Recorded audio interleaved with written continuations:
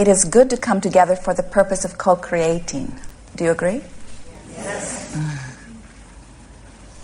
You are knowing what you are wanting? Yes. You are among the rare humans who have come to appreciate the contrast of your time and place? Yes. Yes.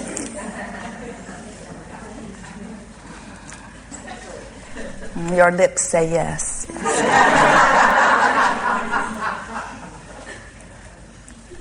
We've noticed as we ask this question, it is our favorite question, and your answer is the most important answer.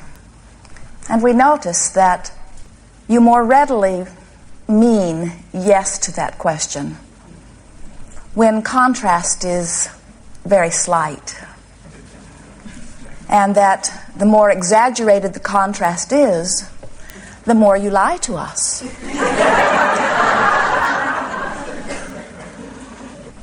It is easier to say, yes, we appreciate contrast, when you are looking out into your world and everything you see is easy to feel good while you look at it. And we know it is more difficult when your attention is drawn to those things that as you give your attention to them, you feel discomfort, and then your logical human response is, we just need to get rid of anything that makes us feel uncomfortable. And we're wanting you to remember that as long as that is your plan, you're going to have a hard time, because the entire universe has been established to provide contrast and difference and variety. And you knew it coming in. You never, ever expected that anyone would organize this time-space reality so that it contained only things that pleased the individual called you. You knew that variety was essential to the forming of new conclusions or determinations or desire. You knew that desire could not happen within you without contrast that produces it. And further, and most importantly, you knew, part of you still knows, that that contrast that produces the desire is the summoning of life forward, and that our literal eternity is dependent upon the existence of contrast. So can you feel how simple this is? You're standing in the middle of an environment, and let's say something happens, not too hard to imagine, something happens that you really would not choose, something that you are so opposed to, something that you cannot even fathom, something that you really do not want to happen. And in the midst of all of this contrast is born within you a desire for something different from that, a balancing desire born out of you. And in the moment that that desire is born, source energy goes to work on responding to it. And instantaneously, you as an individual or you as collective consciousness would come back into balance if you are able to find harmony with the desire that you've given birth to.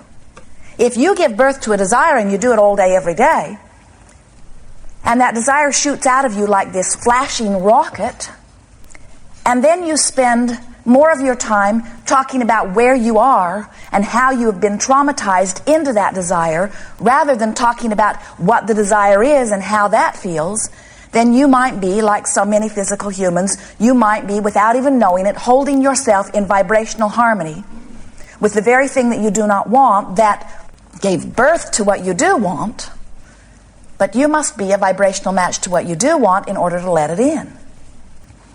The three parts to the deliberate creative process are, first, ask. Well, we really do not need to hold workshops on asking, do we?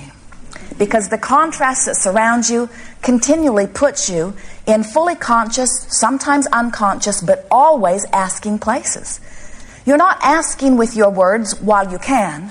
You are asking with the vibration that emanates from you. You are asking whether you know you are asking or not, and the universe hears every single request. So the first step is ask. The second step is not your work at all. Universal forces, universal source energy, God force, creative life force, whatever you're wanting to give title, answers. But the third part is really your work, and that is you must let it in. You must be in the receiving mode. So the art of allowing, we think, is a very nice title, because what it says is, I want to be in the receiving mode. I want to be in the mode of letting it in.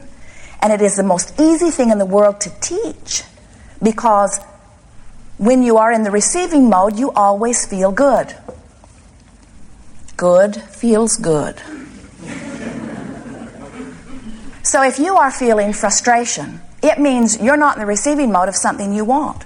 If you're feeling anger, it means you're not in the receiving mode of something you want. So you ask yourself, well, how have I been feeling lately? What's my mood? What's my attitude? What's my letting it in? Sometimes you notice that relative to different subjects, you feel different ways. If we were standing in your physical shoes, if there was any subject that was upsetting to us, we would do our very best not to focus upon it. If there was any subject that thrilled us, we would do our very best to give it a larger proportion of our attention. Because this time-space reality is this perfectly balanced place that is large enough to accommodate every desire that every one of you could ever hold. So the world doesn't need to be changed in order for you to live a joyful life experience. You just have to set your tuner to joyful experience. As humans, you say, well, I have a hard time only focusing upon what I want. And we say, you don't have to only focus upon what you want. You can give your attention all over the place. But it is our clear recommendation that if you find yourself giving your attention to something that begins to produce uneasiness or any range of negative emotion within you, use that guidance in the same way you would use the guidance in your fingertips. As you find yourself laying on a hot stove, you wouldn't say,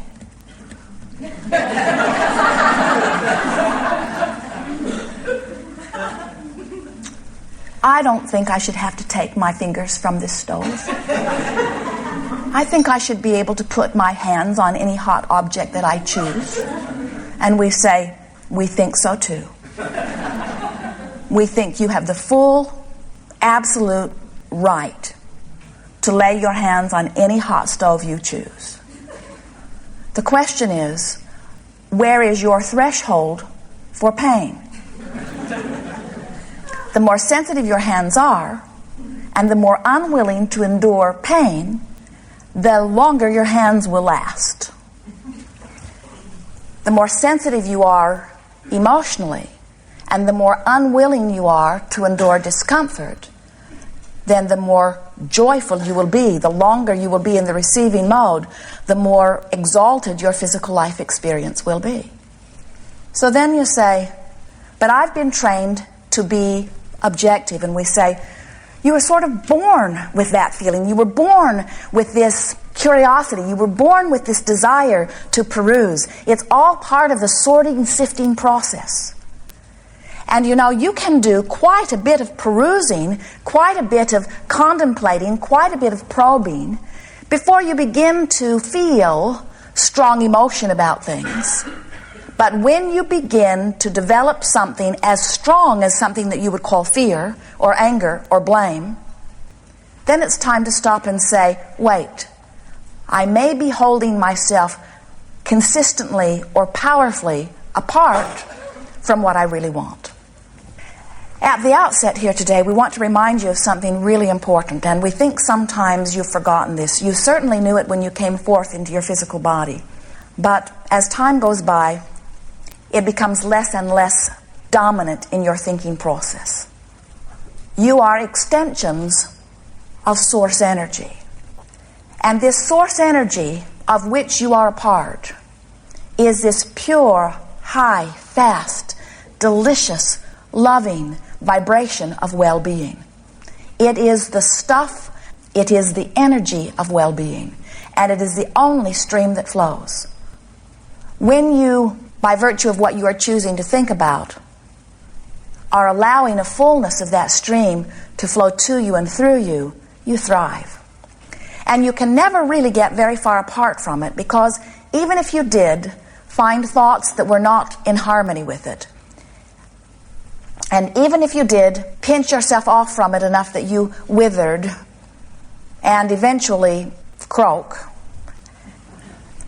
In that reemergence back into source energy, you would be fully flowing with the energy again. So there was never any great risk. Also, we want to say to you that that is not the only thing that causes any of you to make your transition into source energy. Death is not about pinching yourself off from the source. Sometimes you just want source energy so powerfully that you achieve vibrational harmony with it, and death is the answer that comes. Allowing means letting yourself be the loved, loving, healthy, vibrant, brilliant, eternal, joyous, wealthy, in regards to all things that you consider to be good, being that you really are, that you've come forth to be. You're doing a very good job. As we feel the vibration of that which is you, we can feel that you are among the most allowing of those on your planet. You live in an environment you've been taught by those who have come before you to allow proportionately in the scope of human experience in a very wonderful way. And we understand and want you to understand that this is truly a gathering of fine-tuning. Your world is not broken, and neither are you. And it is not critical that you understand this because you're doing all right anyway. We just think that it is so much more fun to deliberately set forth an idea and then to deliberately achieve vibrational harmony with it, so that you are aware of all of the nuances and circumstances and events that the universe lines up for you in response to what you've asked for. To be a deliberate creator out here on the leading edge, it just does not get any better than that. Your source energy is flowing to you and through you always. And sometimes you hear it more clearly than others. And this gathering is about helping you to be so aware of who you are and who your inner being is and how it feels to be fully functioning energy in this time-space reality, that you are thriving consciously in the way that you have intended. You said, I'll go forth and I'll bang around in the contrast. And as the contrast helps me to identify what I want, then my work will begin. Once you've identified what you want, then what you are about begins. And that is to bring yourself thought by thought, step by step, moment by moment, feeling by feeling, closer and closer, closer and closer to the vibration of your own desire. So it's a wonderful thing that when you ask, you don't receive it instantaneously, because you might want to fine-tune it. You might, maybe you don't. Maybe you just say, I want it, give it to me. But when you realize that all you have to do is be a vibrational match to what you're asking for, and when you start to notice how much fun it is to gently bring yourself into vibrational harmony with what you are wanting, we do not believe that any of you would opt for instant manifestations. It's so much more fun to mold things gently into place. Every now and again you'll have a quantum leap. You'll want something so much that the vibration of your desire is so powerful that just for a moment you will be a vibrational match to your desire, and you will have a manifestation that matches it. But those quantum leaps usually do not last very long, because most of you cannot maintain vibrational harmony with that flash without quite a bit of practice.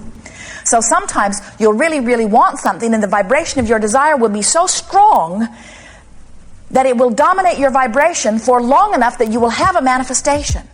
And for a brief moment you'll say, yippee, yahoo, I've achieved this thing that I want, only to discover that in a very short time it leaves you.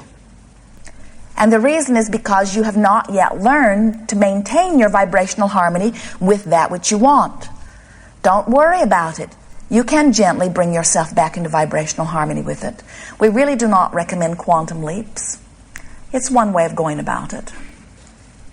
Quantum leap means contrast is really, really strong. So something really big happened that made me really, really, really, really want something that I'm really, really, really, really not a vibrational match to. But because I really, really, really want it more than I don't believe it, just briefly, because the vibration of it is so strong, I have a bam manifestation, which doesn't last very long because my habit of vibration isn't up to speed with it.